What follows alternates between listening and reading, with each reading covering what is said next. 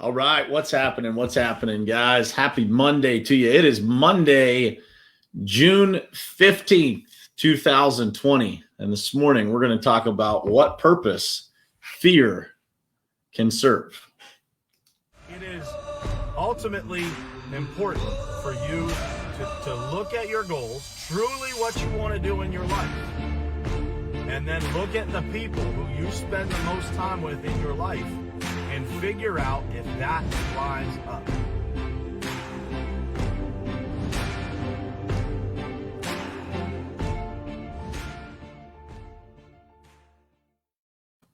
All right, what's going on, guys? Good morning to you and happy Monday again. Good morning to you too, Mr. Dean Dio, Tammy Clark. Good morning to you, Weldon Whitehurst. Good morning, my brother. How you doing, man? Happy to have you guys here this morning. We got a bunch of people jumping on here. Good morning, Kim, Christian, Clayton, Jared. What's happening, guys? Dayton Packard. Good morning, guys. This topic on fear is spurred from a lot of conversations that I have had over the recent weeks, really, of, all the things that are going on in our world, man. It definitely, causes people to have a level of fear, a level of anxiety, a level of, just not quite feeling yourself. And so I figured we would address that this morning and just talk a little bit about, what purpose fear can actually serve for you. What can it do for you if you learn how to manage it properly, if you learn how to recognize it, and, what does it actually mean? Like when you feel fearful, what does that actually mean? And then we're going to talk about, how I believe, the best way to kind of attack fear is, because I think that a lot of people live with a high level of fear from time to time, or some people live with that often. And I think that, it is something that if you can kind of get a hold of that, because I had it at one point in my life, there was, levels of fear that I had that I was, just unable to control or get my arms around.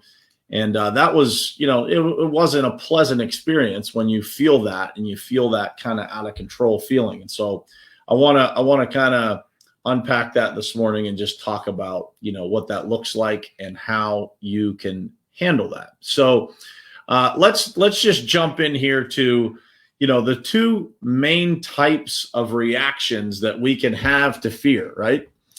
When we feel fear, we have one of two types of reactions. And the first one is an emotional reaction. And the second one is a physical reaction. So what does that actually mean? Your emotional response to fear is something that is very, very specific to each individual person. So your emotional response, could be a completely debilitating experience. Like you are literally emotionally overwhelmed from the idea of fear or from whatever it is that you are afraid of, while others experience literally a level of exhilaration from fear, right? So you could have people that enjoy cliff jumping or skydiving, or they love watching scary movies, stuff like that. And so your emotional response is very specific to each individual person. It is important for you to understand what your emotional response is to fear so that you can understand that, have some sort of control over this idea of fear when it happens in your life. The second part of the response, the second type of response, is obviously the physical response. So the physical response that we have from fear, everybody's familiar with, right? If you've been pulled over by the police and you get that nervous feeling, you feel your heart rate kind of increase, something like that. You start sweating, maybe your stomach's kind of in knots, but you feel a level of anxiety. You feel a physical response to that fear that you really, it feels like very, very uneasy. Like you have this physical response that is clear to you that you are fearful. And so, what I have learned about those two combinations of things obviously go hand in hand. The more emotional response you have to something, the more physical reaction you're going to have, right? And so what I have learned is that most people that experience an increased level of the physical response, it's because they spend a lot of time in that emotional reaction, or they put themselves in situations where that emotional response can literally take them over. And so I have observed people over the last handful of weeks experiencing this level of fear. So, for example, we're going through a lot in our country. There's a lot of just, crazy things going on, from the virus to the tension to the protests to all of these things that are happening that are causing people to have this level of fear, anxiety, all these things. However, there are a lot of people that just want to continue watching things that they know cause them this level of emotional response. And so I would challenge you to ask yourself, if you're one of those people that experiences that emotional response, how are you putting things in place in your life to make sure that you're not experiencing that at a high level on a regular basis? Because if you are a person that doesn't process that fear very well, then you should also be a person that tries to navigate that and limit that and be very self-aware of how you're feeling and how that stuff is impacting you. Because if you are not, you're going to experience all of that. You're going to experience the physical responses, and it's going to get to feel a little bit out of control in your life. And so the key to fear is to learn how to process it and to learn what you can and can't control about it. There are always going to be things that happen in your life that cause you to feel that feeling of fear, right? That, oh man, what is going to happen as a result of this or that? What actions can you actually take to break through the fear? What can you actually control about the things that you actually find yourself thinking about or getting stuck on? You have choices as to what you consume. You have choices as to what you read, who you interact with, those people that can cause you a high level of anxiety, that are constantly talking about the things that are going on in the world. And what if this happens? Or what if that happens? Oh man, this would be terrible if this happened. Those people are people you have to be careful about how much time you're spending interacting with.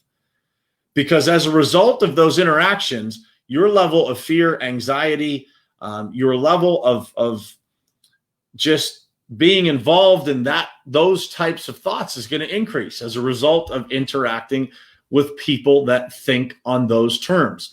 And so what I would challenge you to think about as you go into this week is, how can you spend more time thinking about things that don't cause you fear, that don't cause you anxiety? Staying active is a really critical piece to overcoming fear, right? I was just having this conversation with someone this weekend about not the way that I overcome those moments where I feel fear, where I feel, like things are, man, this is going on. What if this happens? Or what if that happens? Or how do I process all that? And the truth is, you have to understand that most of the things that you think about when you're fearful are probably not going to happen. They're not likely to occur in your life. You're just processing the worst case scenarios of every scenario that comes in front of you. And the only way that I have found in my life to overcome those things is literally to just get back to work. It's to take action, to stay busy, to not let your mind stall out and allow itself to think about any of the things that are possibilities of these things you're fearful of. And so as you take action towards the things that can actually impact your life, you will find yourself less fearful. That's just the truth. It is easier said than done. I totally understand that. But at the same time, it is a necessary thing for us to implement into our lives to be able to control the time that we spend in that level of debilitating fear. And so let's end on this. How can fear actually serve you? So if you train your mind, if you train your thoughts to have fear be something that triggers you into action, that can be a massive win for you, the people around you, and your life. Because when I start to feel that uneasy feeling, like something's not right, or something, is going on that I might need to take action on, I literally have trained my thoughts to instantly spring into action, and that fear starts to instantly diminish. And so I would ask you guys that question as you go into this week. What do you do when you feel fear, when you feel that emotional or physical reaction to fear? Are you taking action? Are you moving in a direction that is going to actually serve you? Or are you spending time thinking about the worst case scenarios? Because fear can be fuel to a lot of people. It can be extremely motivating if you learn how to harness that fear into power. And that is what I'm asking you to think about as you go into this week. What is it that you are going to use fear for this week? Are you going to use it to paralyze you? Or are you going to use it to motivate you to take things to the next level? And are you going to adjust the behaviors that you are doing every single day? Are you reading too much online? Are you watching too much television, aka the news, that is making you feel this fear and anxiety that's not serving you? And if you are, take a couple of steps in the other direction and see what it does for you. Have conversations with more positive people. Engage people that have a more positive attitude. And I promise you, you will start to feel your entire emotional makeup get a little bit more positive, create a little bit more momentum. When you interact with the right people, life is good. When you are consuming the wrong things and you are interacting with the wrong people, life gets a lot more difficult, and it gets a lot more anxious and fearful and all that type of stuff. And so as you see the world with so much going on in it, you have to learn how to balance all of those things. This is no different if you want to compare it to real life. This is comparable to a diet, right? If you don't eat the right foods, if you consume too much of the wrong things, you will become unhealthy. And bad health leads to a lot of things. It leads to sickness. It leads to eventually death. And so I would ask you to think about that from the perspective of who you're interacting with. What are you consuming? And are those things actually healthy? Would you consider the conversations that you have on a weekly basis nutritional food for your brain or toxic food that you are feeding yourself? And all of those things that you are consuming lead to your reactions to all of these things. It leads to your fear, your level of anxiety, your ability to control that fear comes from who are you interacting with and who is redirecting you in your life when you start to feel these things coming on. So as you go into this week, think about that. Is there somebody in your life that maybe you need to take one step back from because that person is causing you a little bit too much anxiety and fear? Are they putting things into your brain, into your routine that are not positive? Those people that want to talk about politics or all the things that are going on in the world constantly. It's okay to talk about, but you can't talk about it constantly. You can't allow it to consume you. Those things will not serve you because you have influence over the things you can control, not over the things that you can't. Your control of politics is to go vote. It's to go vote. Outside of that, you have very little. You can go become an activist. You can do all kinds of different things, but your actual control over those things, you may have influence, not control. You can control your own actions. You can start to control your own thoughts. Daniel, I couldn't agree more, man. I couldn't agree more. Act in faith and seek truth. Train and maintain disciplined living and loving. No doubt about it.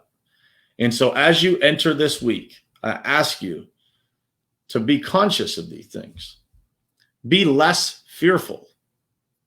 Recognize when you are starting to have fear and use that fear for a purpose. Use that fear to trigger you into action to make your own life and the lives of those people around you a whole lot better. And that's all I got for you guys this morning. I hope it was helpful.